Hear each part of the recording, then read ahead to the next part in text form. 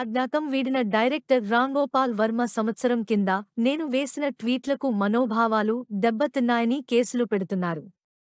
ఒకే రోజు 4 వేరు ప్రాంతాల్లో నలుగురికి మనోభావాలు దెబ్బతిన్నాయా?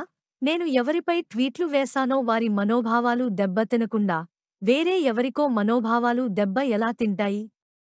దీనికి కేసులు ఎలా వర్తిస్తాయి?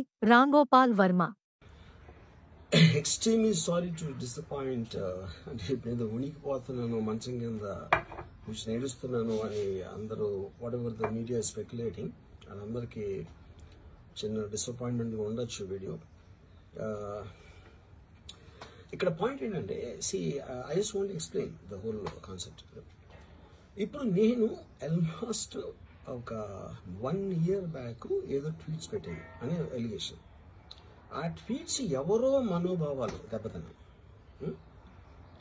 ఇక్కడ విచిత్రం ఏంటంటే 1 year బ్యాక్ పెట్టిన ట్వీట్స్ 4 డిఫరెంట్ ప్లేసెస్లో 4 డిఫరెంట్ జ్యూరిస్డిక్షన్స్లో నలుగురికి ఒకే 3-4 రోజుల వ్యవధిలో వాళ్ళ మనోభావాలు దెబ్బతిన్నాయి. వాళ్ళు ఆ పరంగా కంప్లైంట్ ఇవ్వడం, కేసులు పెట్టడం జరిగింది. ఇక్కడ పాయింట్ 1 ఎవరి మీద అయితే నేను పెట్టానని వాళ్ళు చెప్తున్నారో వాళ్ళకి లేదు, ఎవరో థర్డ్ పార్టీ, అసలు సంబంధం లేనివాడు.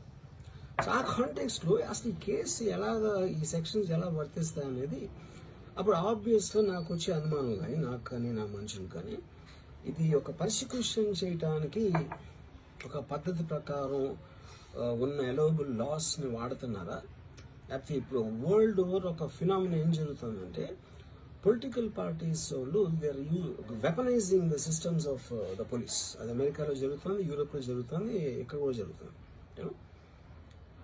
అప్పుడు నేను ఏ ఒక్క వ్యక్తిని, ఒక పోలీస్ ఆఫీసర్ని కానీ, ఒక పొలిటికల్ పర్సన్ కానీ నేను బ్లేమ్ చేయట్లేదు.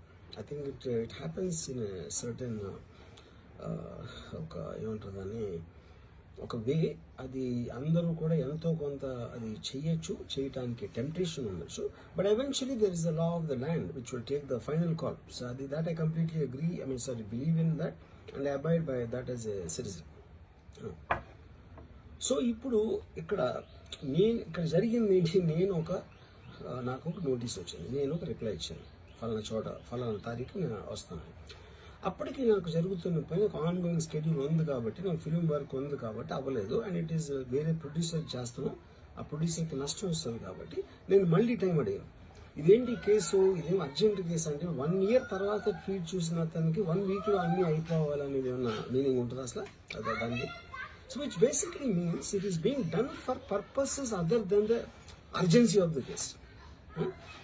ఇప్పుడు అర్జెన్సీ ఆఫ్ ద కేసు అంటే మీరు మర్డర్లు గేడర్లు ఇన్ని జరిగి సంవత్సరాలు తీసుకుని